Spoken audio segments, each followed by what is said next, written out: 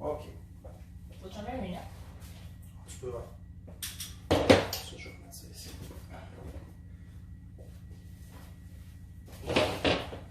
Tu vas plier tes jambes, mettre tes pieds sur la table. En particulier. Ce qui est important, c'est que tu te sentes bien puis les jambes à 90 degrés. OK? Parce qu'on va travailler avec ta tête, avec tes bras, puis avec le poids de tes jambes. D'accord. Fait que ce qui est important, c'est que déjà là, au départ, tu as l'air d'avoir froid, c'est pas chaud dans ta salle. Non, je vais pas Tu faire vas avoir un petit peu chaud hein, en le faisant. Donc, on vise les Tu vertèbres. chalais mon lit? Non, ça va. Fait que la vertèbre thoracique 1, juste au-dessus à 7. On va faire un espace qui est associé à la vertèbre cervicale 7. C'est pas évident, là. C'est vraiment spécial. Pour ça, il va falloir, dans les indications que je vais te donner, on va faire contracter tous les muscles qui sont sous la vertèbre T7. OK. Puis au-dessus de la vertèbre T7. OK. Fait que ton travail va se faire avec la tête, mais il va se faire avec tout le bas du corps puis tes bras pour aller faire une ouverture. Fait que dans le fond, tu veux que je pousse avec ma tête par en haut puis que je pousse avec mes fesses par en bas. On va commencer pour que tu te mettes à l'aise, pour pas trop mettre de tension en partant, juste de rentrer le menton pour amener les vertèbres vers la table. Tu sens mon doigt, mais je veux vraiment que tu insistes pour amener, ouais, puis tu me gardes. Je vais enlever ma barrette. C'est ça. Fait que tu me gardes ça dans cette position-là. Ouais, c'est ça. Puis on va rajouter des choses, mais c'est important que tu me gardes ton cou toujours en intention puis en position comme ça, garder proche de la table. Bon. Quand tu fais ça, tu vas peut-être sentir que ça veut cramper. Si tu sens que ça veut faire une crampe, tu relâches la tête un peu parce que ça va faire vraiment une tension qui est désagréable. Quand on le fait, tes yeux, si tu regardes en haut, si tu regardes en face ou si tu regardes vers le bas, ça va changer la position de ta tête. Fait que pour que ce soit facile, tu vas regarder vers les cuisses pour garder toujours ta tête inclinée vers l'avant. C'est beau. Si je te demande de rentrer toujours le menton, garde-moi ça en tension, puis de soulever légèrement la tête juste pour dégager tes cheveux, mais garde le menton rentré, garde ça ici, ouais. Lève encore, rentre le menton, ok? À la fin, là, ça va être la dernière étape qu'on va faire, ça, c'est hyper exigeant. Ouais, c'est pas tant le fun.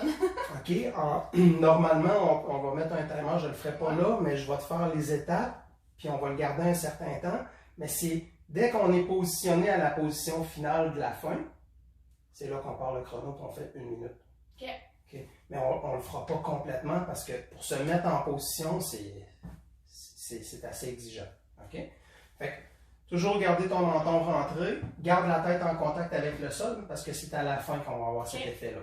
La position de tes bras, garde-moi ça rentré. Position de tes bras, tu vas faire comme Spider-Man quand il veut lancer sa toile d'araignée.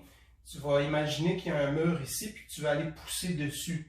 Tu gardes toujours en contact ton corps et tes omoplates avec la table ou le sol si tu étais à terre. Là. Puis tu pousses tes omoplates vers les fesses sans soulever ton bassin en gardant ton menton rentré. C'est assez intense là. Ça en demande beaucoup là. Ouais, c'est juste 2 étapes là. Fait que tu me pousses, les bras sont en angle, c'est parfait comme tu es positionné là. C'est un angle de 45 degrés qu'on veut avoir entre le bras et le tronc ici. Donc tu pousses avec tes 2 mains. Parfait, tu me gardes ça rentré. Garde cette tension-là comme ça. Respire par exemple, empêche-toi pas de respirer. OK? Garde le menton rentré. Doucement, on va lever un genou vers la poitrine. OK? Pousse toujours ici, rentre ton menton ici. On va soulever. Puis, juste en faisant ça, on peut voir en tant que thérapeute aussi les compensations qui vont se faire à chaque fois que tu vas me changer de position. Lève l'autre jambe, garde la jambe comme ça ici. Lève l'autre jambe tranquillement.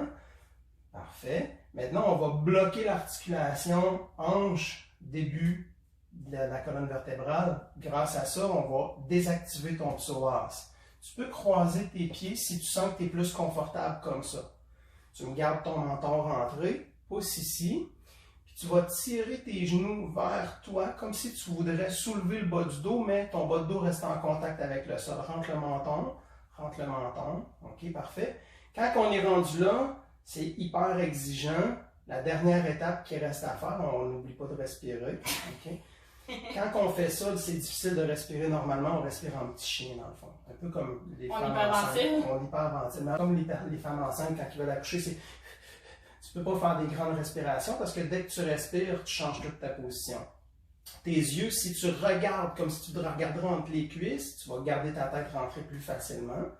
Toujours en contact vers le sol. Pousse ici. Contracte-moi le bas du ventre en ramenant les genoux comme ça ici. Essaye de ne pas trop fatiguer au niveau de la hanche, par exemple, mais contracte ton bas du ventre. Grâce à tes genoux, c'est ça qui permet d'aller contracter ton bas de ventre et d'étirer ton bas de dos.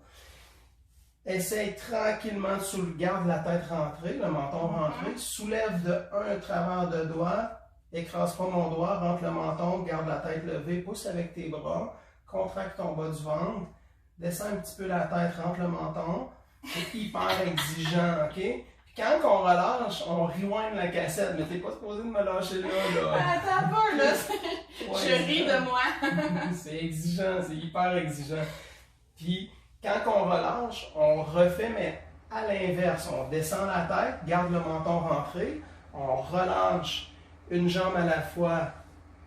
On dépose une jambe, dépose l'autre jambe. On relâche les bras et on finit en relâchant la tête. Okay? Puis on voit tous les changements de position de ton corps par rapport à la posture que tu t'es adaptée avec le temps. On voit qu'au niveau du cou, là, il y a des choses qui tirent plus d'un bord que de l'autre. Fait que le fait de faire ça 1 minute, puis si on fait les 7 vertèbres, c'est intense. Tu veux-tu le faire pour essayer de mettre top chrono pour 1 minute? Je te garantis pas que je vais topper la minute. C'est ça. Tu y vas comme tu peux, parce que tu peux pas être parfaite dans ce qu'on va faire. Par contre, ce que tu peux, c'est à un moment donné, tu t'enlèves un peu de tension dans les jambes, tu enlèves un peu de tension dans les bras, mais il ne faut pas que tu sois tout le temps. Il faut que tu ailles ajuster les bras, les jambes, pour essayer de garder une certaine souplesse, mais tout en étant en étirement. J'ai une crampe en arrière de ma place, je vais la laisser passer. Puis quand on fait la C7T1, ben cette région-là, en acupuncture, on est dans tous les méridiens se rejoignent là, on est dans un système énergétique, mais quand on va faire cette vertèbre-là, si on ne l'a jamais faite, c'est pas la première vertèbre à aller décompresser. Mais quand on fait toutes les une par une, on va les faire ensemble avec le chrono, là, on ne le filmera pas, là. On va les faire ensemble. Attends, si tu